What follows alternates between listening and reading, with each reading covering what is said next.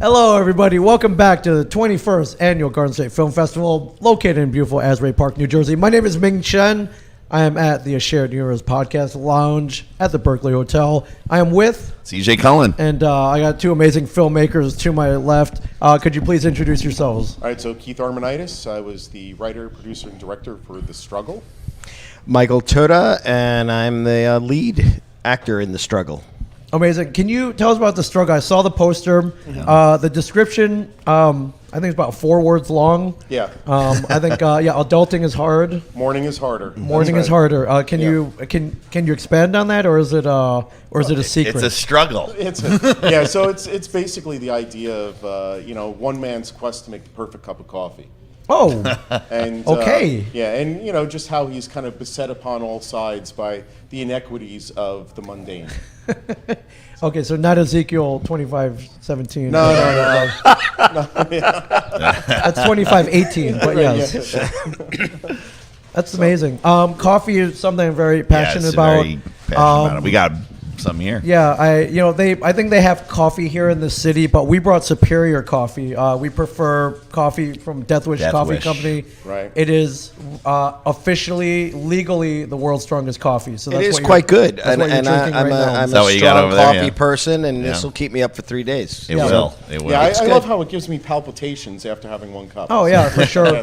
I'm a partner in a Geek Thing coffee shop in Houston, Texas called Coral Sword. Yeah. Oh, nice. When I travel a lot, and the first place I always go to is the best third wave coffee shop in whatever city I'm at. Well, we would be more than happy to license The Struggle to be running constantly At your place. I think it's a great idea. But are you guys coffee aficionados? Do you have a preferred method of preparation? Because I can tell you about trying to make the perfect cup every morning. Yeah, well, I mean, the idea is that, we always balance convenience with what's acceptable. Yes. Right? So in the morning, the Keurig works well because you don't have to do anything. You press a button. Push a button. Yes. Yeah. But I actually like to have... my favorite coffee is to have espresso from the old double boilers Yep. that my grandmother had when she came from Sicily. Yeah, Oh, wow. Right on the It's stovetop. the little one looks like an octagon, kind of like with a handle. You're like, is this the future? No, it's the past, but it's Yeah. delicious. You just have it straight, or you have to add some milk and sugar, or you just have it? Well, it all depends on what I'm trying to get done. Mm-hmm. So if I'm just trying to relax into my day, I'll put cream into it. Yeah. If I'm like, are we allowed to curse? Yeah. Yeah. Oh, yeah. Yeah, It's man. like, oh, shit, I'm late. I got Then it's like, double espresso, full, medallion d'oro, full strength, right in the veins. Oh yeah, Yeah. totally. I'm a Lavazza person myself. Lavazza is excellent as well. The best of Italy, my friend. Yeah. Best of Italy. Yeah, now we are using the Keurig here for convenience. We do have K-cups. If it were up to me, we'd be doing Chemex pour-overs. We'd be AeroPressing coffee. We'd have a French press. I'd have a siphon in here. He's going to have a coffee shop soon. Yeah, that's, up here. That's a retirement. That's one of the many retirement plans is to have like a podcast coffee house. Yeah. Yeah, it's just amazing how many different things, different ways to make coffee have come out into the shops, like the differentiation. I actually had, when I was in college, there was a girl that I was dating. She made Spanish coffee, and it was like almost like they poured it through a sock. Yeah. Wow. Like they had the grinds in the sock, and then they poured warm milk through it. Well, I hope it was a clean sock. Well, you didn't know because it was like coffee colored. So Yeah, you're like, coffee all right. colored could But be- it tasted delicious, so great. Yeah. What inspired The Struggle? So basically, the idea of The Struggle is, me like a lot of people in the United States, they have a Keurig, and it seems like every time I go to make coffee, the water chamber is empty. Right. Like it's like, didn't I How many just times that literally happened just today? fill it, right? Yeah. And then we always use filtered water Sure. for it. So you go in and you take a look, and the filter's always empty too. So it's like, I got to fill this, I got to fill Right, that. yeah. So what So I it's a- realized was that there's the mundane of our existence are the things that really bother us. I mean, we don't have to worry about a pterodactyl swooping down and biting us, right? No, or a dinosaur, a T-Rex like running after you. Yeah, I mean, most of us have roofs over our heads, and yeah. I mean, we don't even have to worry about walking anywhere anymore. No. Like, you either call it Uber or you drive there. Yeah. I mean, it's so the beginning of the week I was in the Netherlands, and and by lunchtime I was back in Jersey. I mean, Wow. it's like so. But the thing is, we always look at things as being so much worse than what they are. Oh yeah, it's all relative, right? Right. Yeah. Right. So hence the struggle. That's The struggle is always relative. Well, how did it go about getting you as the actor? Yes. Well, You can tell you tell the story, and then I'll tell my. well, Keith told me basically that he saw Who's Jenna. Oh, wow, that's a blast from the past there. So from there, he liked the comedic ability and basically wrote this with that image of what he thought I was able to do in mind. So much appreciate that. It's not too often somebody writes a film for you. Yeah. So that being said, I jumped at the opportunity, and it was a great experience for a first-time director. It was, it was an easy set to be on, and we made our day. First time director. That was my second film. Oh, your second film. Okay. So Michael lives in a fantasy world of his own making. So. Oh, really? Yeah. So. Yeah. Do I? We actually met at the Garden State Film Festival years ago. Well, then why'd you ask me if it was Michael? I was like, go ahead. But we actually met years ago, and I've always wanted to work with Michael because I actually think he's a very talented actor. Oh yeah. And one of the things that we needed for the struggle was we needed somebody who could be funny without playing funny. And when I talked to Michael, I was about 3/4 of the way through the script, and the more I was writing it, I'm like, you know what, this is like something that I really wanted to work with you on. And so I brought it. I think. But wasn't it based on who? Didn't you see me first in Who's Jenna? I mean, I thought that was. Then how did you know I was funny? I didn't do too much. I wouldn't know you were funny from Who's Jenna. No, but It's the way you tell a story. I had actually seen you do stuff at some of the readings. Readings or theater, maybe. And you amused him. That's You right. amused You amused him. I amused him. You amused him. You're a funny guy. Yeah. So I mean, and I was about 3/4 done with the script, and I called Michael up and I said, hey, I think you'd be perfect in this. Yeah. So we just take a read. And so he's like, yeah, is it done? I said, not yet. I go, but I can show you what I have so far. And he read it, and he goes, yeah, right? You're just like, yeah, I see this. This is like fantastic. Now he actually wants me for the two of us to actually do like a whole series of things with the mundane focus. Yeah, well, because I just thought that the character itself kind of lends itself to like a Mr. Bean type of thing, where this guy could get caught up. He could try surfing. Right. He could try doing, anything. It can make like getting an oil change. I mean, yes. just any possible mundane experience to go through. So it could be like the Pink Panther. Another struggle, revenge of the struggle. We haven't really had a Mr. Bean in a while. Yeah, and there's certainly no American version, of recent No. notes. So No, and the thing is that as an actor, it's challenging because most of the time, your character's built on the dialogue, and here it's all facial expression and just reaction to the circumstance of water not being in the reservoir. Right. So it's an interesting challenge as an actor to try and do something without any lines. How do you research that? Do you watch like some Buster Keaton, some Charlie Chaplin? Yeah. Absolutely. So we were actually background. talking about that, and I said, it's Chaplin, it's Buster Keaton, it's even, John Belushi in the cafeteria. Doing... Or when he looks back at the camera when he's on the ladder in Animal Houses. Exactly. Classic. So, you basically steal from that brilliance and say, or be influenced, if you will. Right. But the truth is you kind of steal, and that's exactly what it is. CJ is, I mean, you can't do it any better than Chaplin did it. So, right.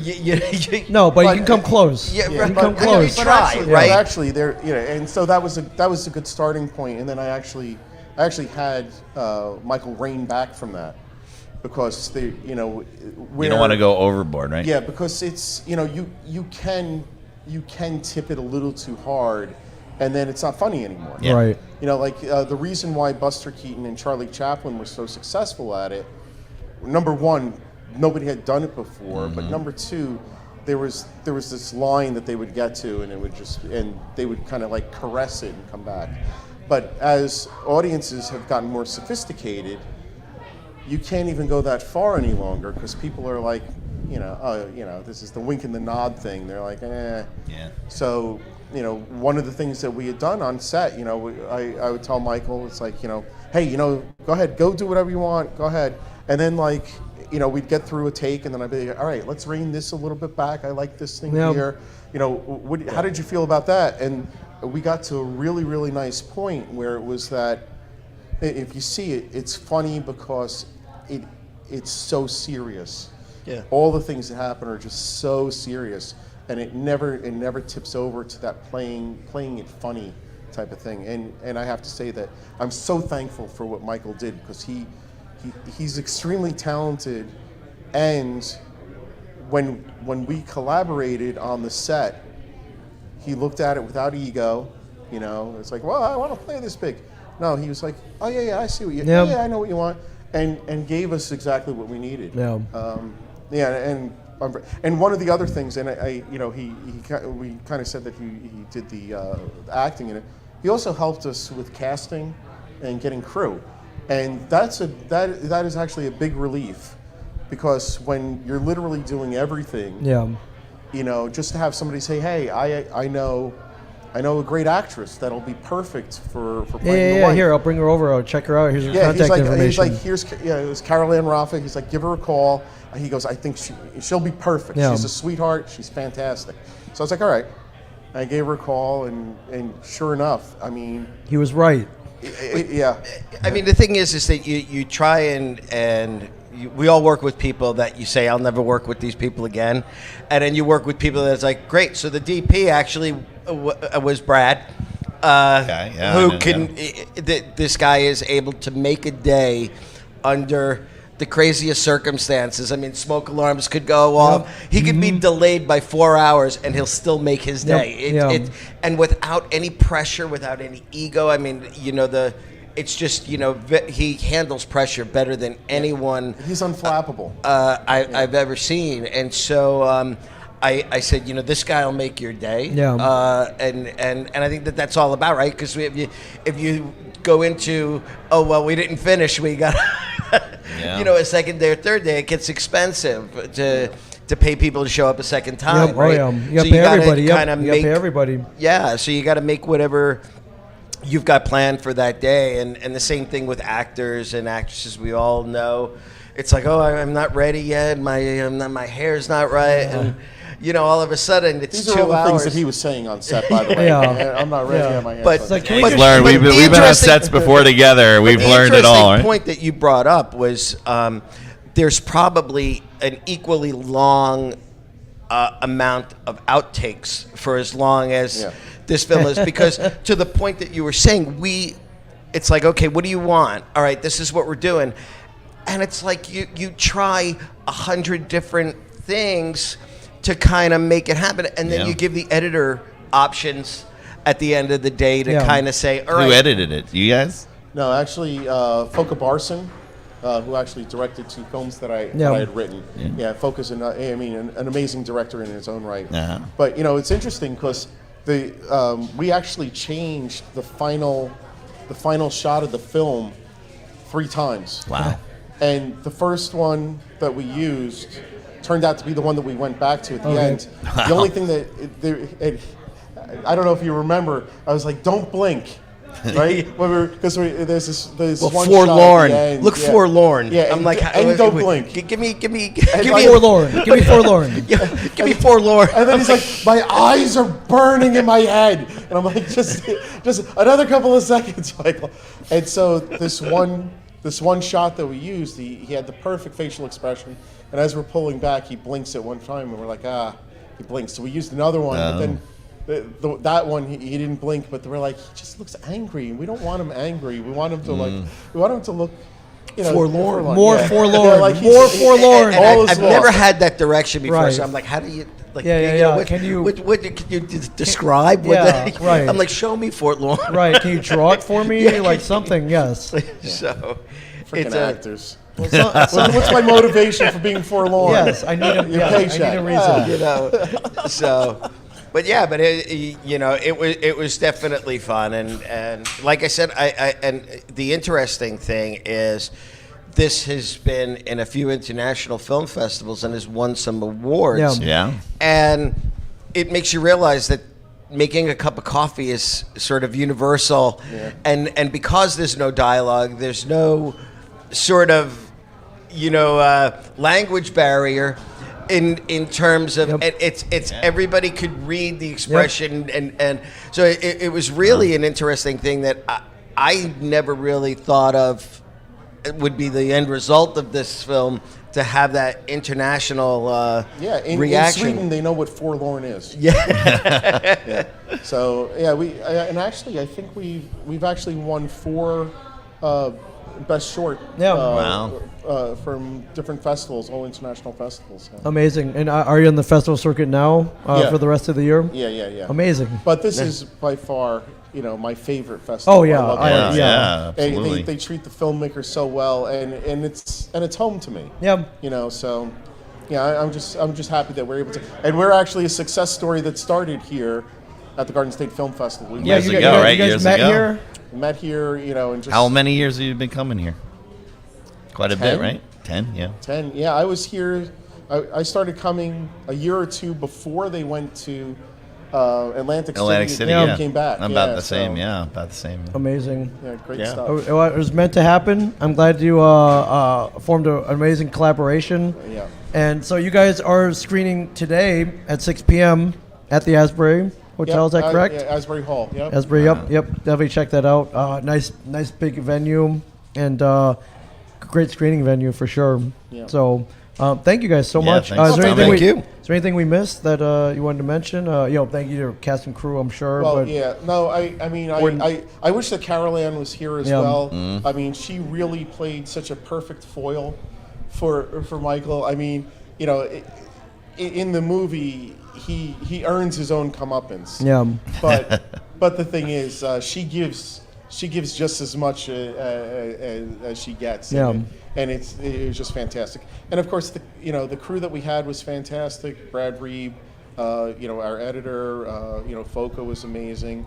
And believe it or not, one of the characters of the story is the music. Yeah. Which Oh, is no, I was going to ask I- about the music. I believe it. Did you kind of base it from the old days or something totally different, completely? Originally, when we did the rough cut, I had used just classical music. So I had used Yeah. Deflator Mouse Uh-huh. and the Flight of the Valkyries. Yep. Yeah. And when I gave it to Thomas, who did the score for us, he came back with this completely original score that literally he sent me a awesome. 30-second clip. He's like, "Here's what I'm thinking," Oh.